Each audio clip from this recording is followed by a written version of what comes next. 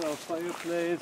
This is more like, every fire is sacred of course, but this fire is especially sacred, very sacred. And this fire we use more for, we also burn sometimes cardboards and stuff. And in the sacred fire we don't use any paper, only the purest elements. And here it's more like a social fireplace.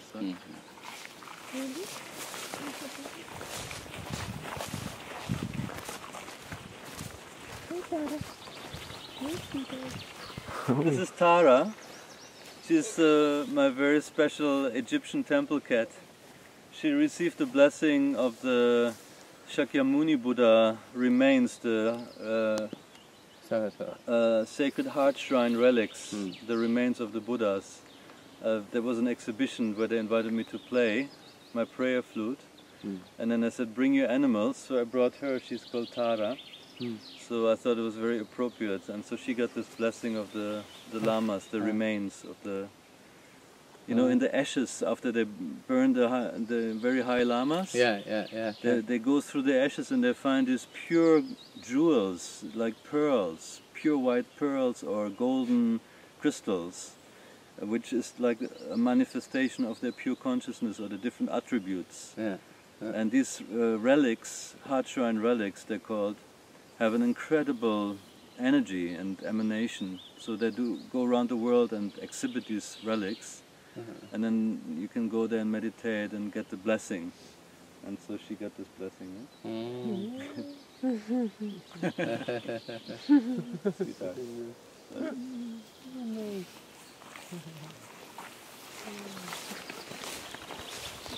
This is our sweat lodge here. We do at the equinoxes and full moons we do purification sweat lodge ceremonies where we, the sweat lodge. It's a wonderful way of really connecting with the earth and the elements. Covered with blankets, and then the stones are brought in, glowing stones, water is poured, sacred herbs are put on the stones.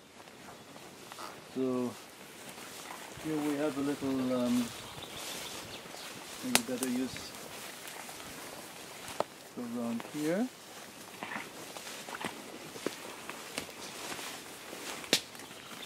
You can increase the light.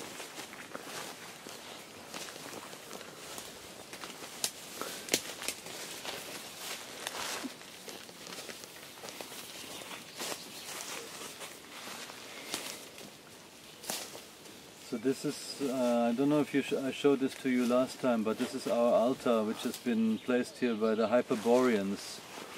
The Hyperboreans are the ancestors who erected all the standing stones, the sacred circles here. This whole land is infused with sacred standing stones, like the acupuncture needles on the meridians of the earth. And they were masters of time and space, and they understood the movement of the energy flow of the earth. And they placed these stones at key points, at cross lines, and on main arteries of energy, ley lines, dragon lines of the earth, in order to stimulate the flow, to access this energy, to use it for healing and so on. This altar has been erected in the same time, and it's most likely an altar which has been used to give thanks to the Great Mother, the Divine Mother, and bring the fruits, the harvest of the year, and place it symbolically, give something symbolically back for all the abundance and blessings we received from Sacred Mother Life. No? So we come here at Thanksgiving, at autumn equinox, and we bring fruits here. This is actually like the reception, the real energetic reception of the place. If you come here, you really arrive and connect with the spirit of the place. No? And it's a wonderful little cove, to come and be in prayer or be in silence. And so this is a real connecting point for the whole area, actually.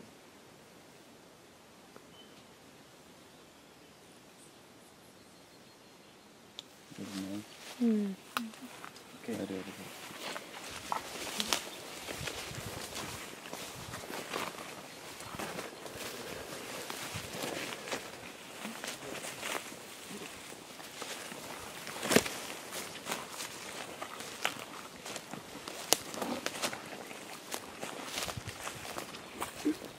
Then we're just going up here. I hope this works for you. Running up the hill.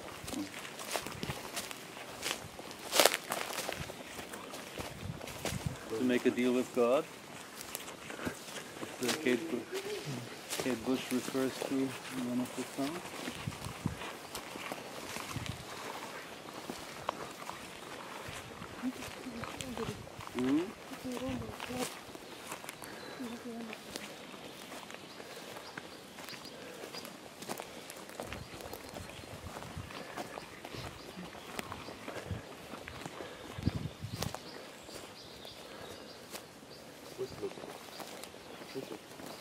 Sika? Okay, so this is our little eagle nest here. From here you can see kind of, you have the overview. You can see above the sanctuary, so if things are getting too busy down there, you have, in 5 minutes you're up on the hill.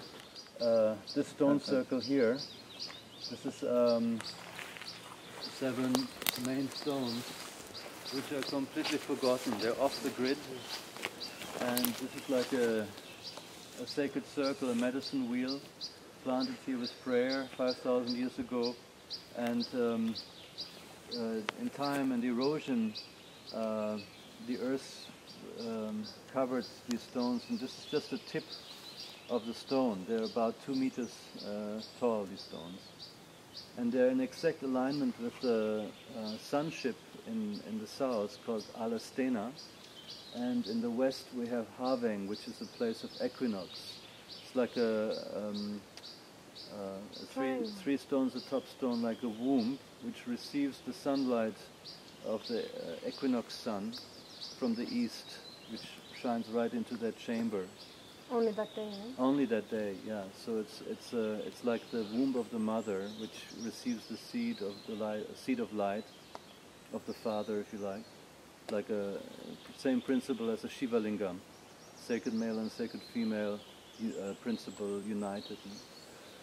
So we're in exact alignment with these 2 main energy circles, and so we go in here into the circle to meditate, to pray, and have wonderful experiences here. This is actually an ancient technology which is planted here 5,000 years ago, and it's like, in a way, it's like the old computers, the computers of ancient times, and inside of the stones there's a lot of information stored about the movement of the sun, the moon, the stars, planetary information, Akashic record, information of the Akashic records. So if one becomes very quiet, one can hear the song of the stone, and in that song is basically the greater symphony is resonating in that song of stone, and it invites for us to connect with the song of the heart. So this is our sacred circle here, and which is very much actually the sanctuary. The sanctuary is placed at the edge of this ancient energy field. This has been a ceremonial place. So a long time before this house was built, people gathered here in a sacred manner for ceremony, for prayer, for sacred ritual, contemplating about the sacred laws of life. So whatever happens in the sanctuary has to be somehow in alignment with the original laws, the sacred laws of life, which are obviously the laws of love and respect for all living beings. No? And these stones, they are witnesses, they're anchoring that sacred understanding of the interconnectedness with all life. No? And therefore,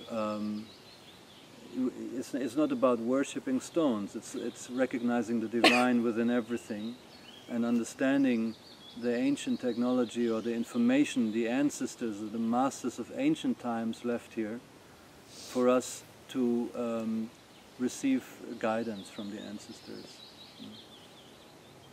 for us to remember the coming generations, the future generations, because only if we connect and remember our ancestors, we will naturally also remember the children and the children of our children, the future generations, and what kind of heritage we leave for them, and what kind of impact our life has over 7 generations to follow. So this is a very, very important place, and this is a sacred hill, and if one spends time here, one can really feel that that ancient pulse, you know, that presence.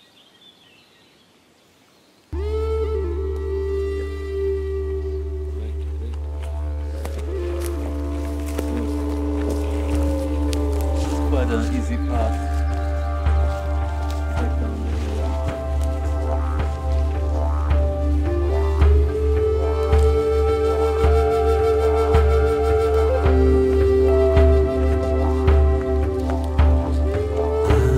I am a walking tree. You are a walking tree. I am a walking tree. You are a walking tree, feet on the earth, head in the sky. My heart joins together, the two to one to see. My heart joins together, golden nectar in the blossoming heart, golden nectar in the flower's source, golden nectar in the blossoming heart.